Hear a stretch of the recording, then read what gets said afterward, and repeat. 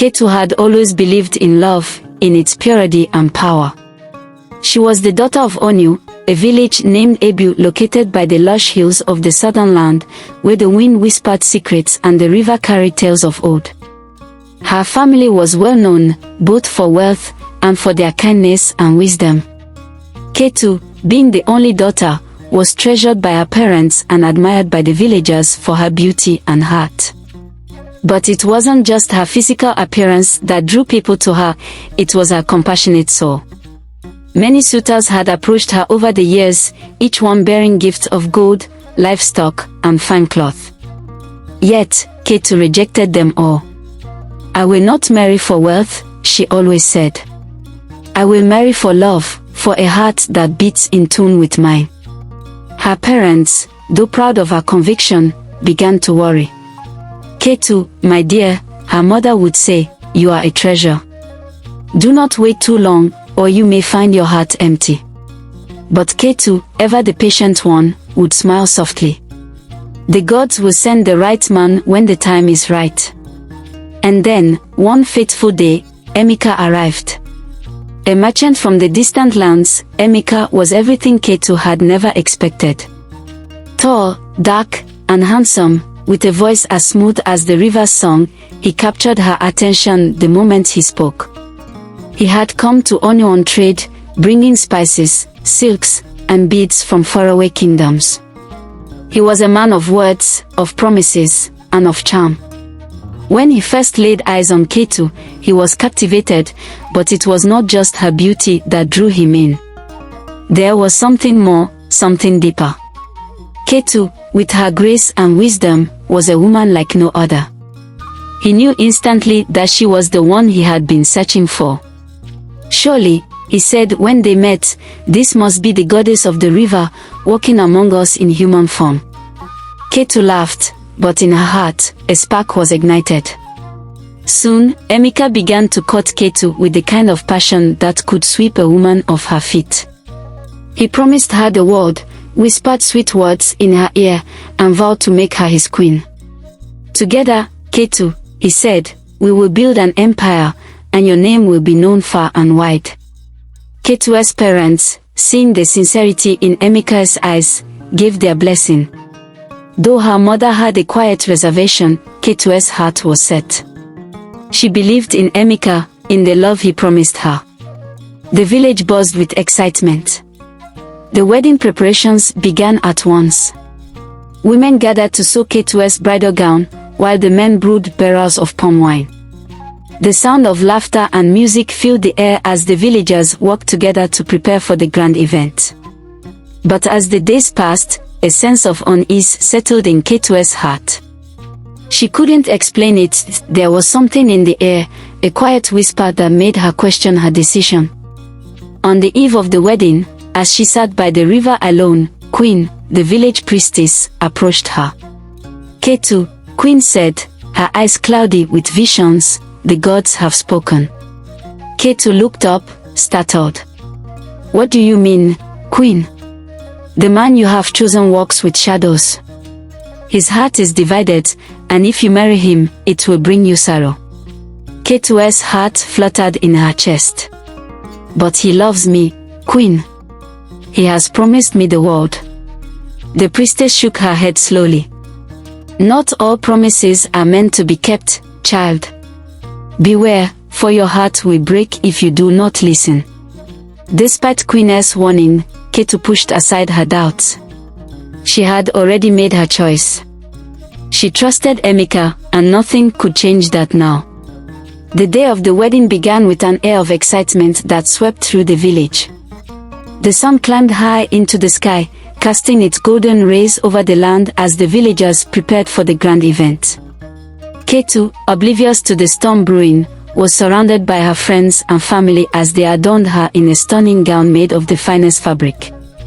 Her heart raced with anticipation, unaware that betrayal loomed just beyond the horizon. Meanwhile, in a secluded part of the village, Emeka was meeting with two women, his secret wife, Chika, and one of his baby mamas, Adeabi. They stood hidden behind the tall palms near the market square, their faces tense with anger and confusion. Emeka, Chika hissed, her voice low but sharp, how can you go through with this wedding? What about us? What about your promises to me and our son? Adeabi crossed her arms, glaring at him. And what about my daughter, Emeka? You said you would take care of us. Now you're marrying another woman. Emeka raised his hands, his tone calm but calculated. Keep your voices down, he said, glancing nervously around. This is all part of the plan. Don't you understand? Once I marry Ketu, I'll have access to her father's wealth. That old man adores her and will do anything to make her happy. Once I secure the money, I'll come back for both of you. But right now, I need to do this. Chika's eyes filled with tears, but her anger remained. You're using her. You're playing with her life, Emeka. That's not love. She doesn't need to know the truth, Emeka replied, his voice cold. By the time she realizes, it will be too late. I'll have everything I need. Unbeknownst to them, Rumiyai, Ketu's childhood friend, had been walking by on her way to the market. She froze when she heard their voices, ducking behind a tree to listen. Her heart pounded as the full weight of Emeka's betrayal sank in. You're a monster, Adeabi spat, stepping closer to Emeka. I swear, if this plan fails, I'll expose you for who you really are. It won't fail, Emeka said firmly. Now, both of you, leave before someone sees us together.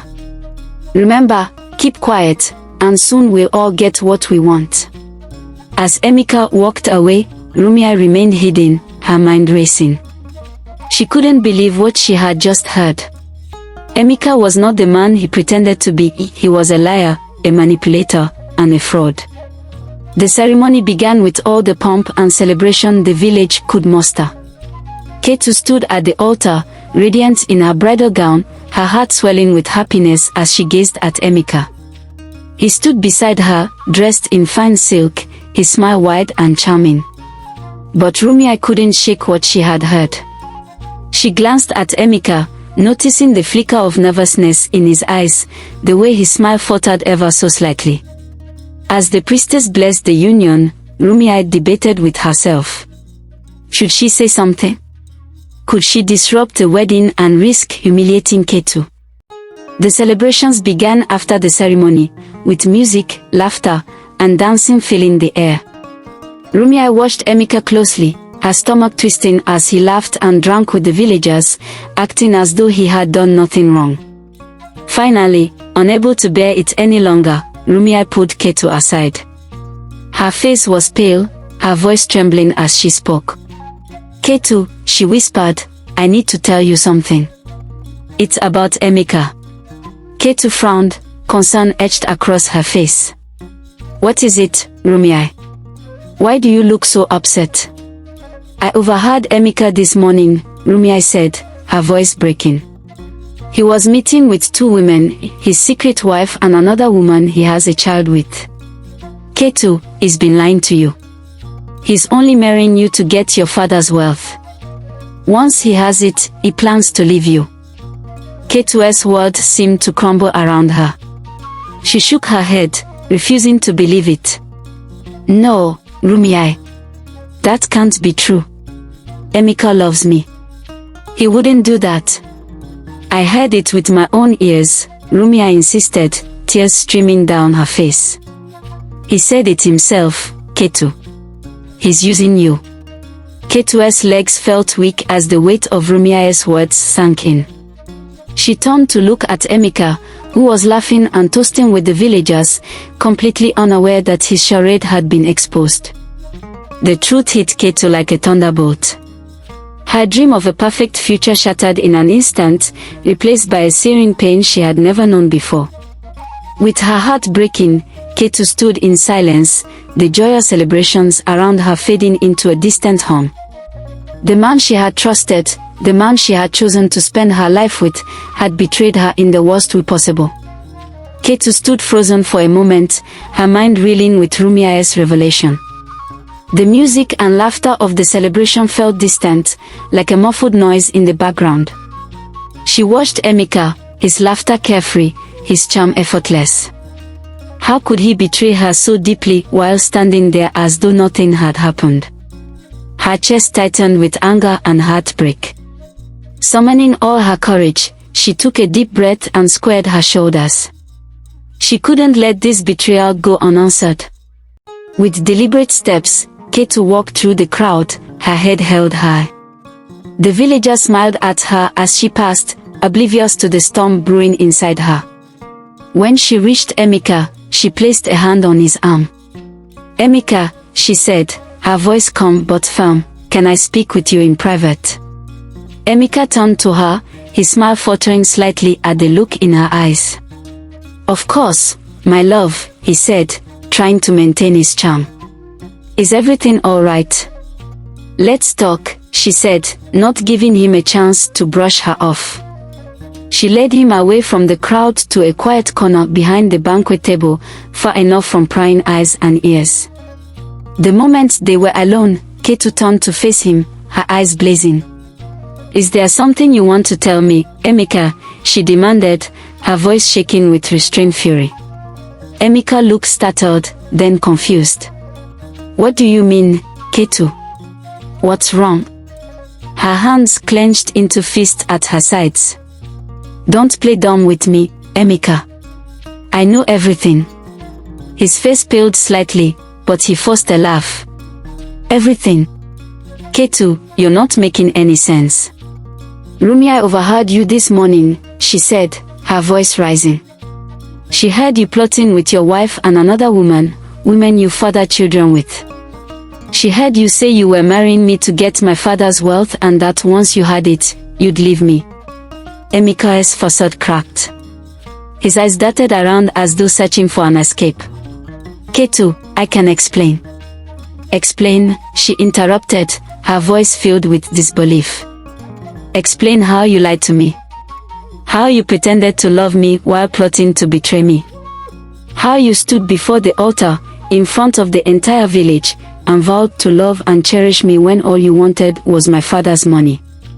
"Ketu, it's not what you think," Emeka stammered, his voice pleading now. I didn't mean for it to happen this way. I do care about you." "Care about me," she repeated, her voice dripping with sarcasm. "You care so much that you lied to me, made a fool of me, and planned to destroy my life for your own selfish gain. That's not care, Emeka. That's cruelty." He reached out to touch her arm, but she pulled away. "Ketu, please. Listen to me. I made mistakes, but I never wanted to hurt you." "You didn't want to hurt me," she said, her voice breaking. "Then why did you do this? Why did you lie to me?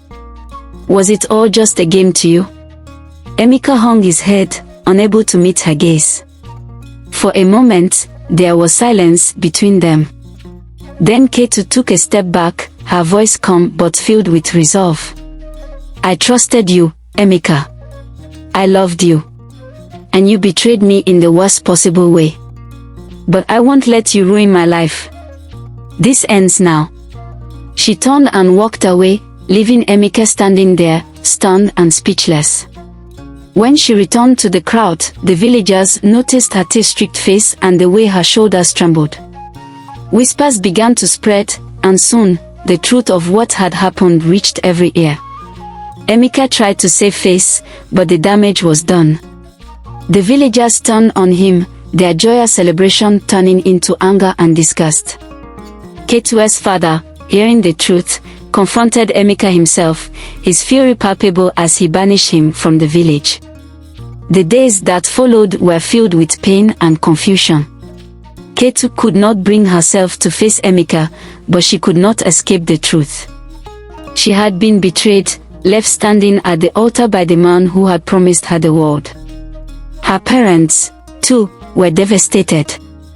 Her mother, who had always warned her of the dangers of men who spoke too sweetly, could only weep for her daughter. But Ketu, though heartbroken, knew that she could not let this betrayal define her. She had to find a way to heal. She sought counsel from Queen, who listened quietly, her eyes filled with sympathy. "The gods have shown you the truth, Ketu," she said. "But the path to healing lies within you. You must find your strength and seek justice." Ketu spent the following days in solitude, reflecting on the hurt and betrayal. She would not let Emeka's lies ruin her. She would rise again, stronger than before. With the support of her family and friends, Ketu began to rebuild her life. She sought out Emeka's other lovers and confronted them, exposing his deceit to the world. The once charismatic merchant was revealed as the fraud he was. Ketu's journey was long, but with each passing day, she grew stronger. She poured herself into the work of the village, helping others, and finding solace in her own growth. In time, Ketu became a symbol of resilience, a woman who had been betrayed but had found her way back to herself. She had learned that true love did not come from promises or material wealth, but from inner strength and self-respect. Ketu stood by the river once more, looking out over the water.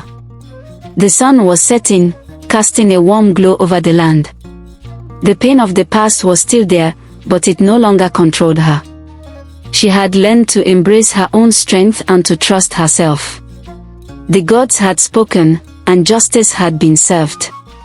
Ketu knew now that she was not defined by her past or by the men who betrayed her. She was defined by her resilience, her courage, and her unwavering belief in herself. And as the river flowed by, carrying the stories of the past, Ketu knew that her story was just beginning. The future was hers to shape, and no one, not even Emeka, could take that away from her.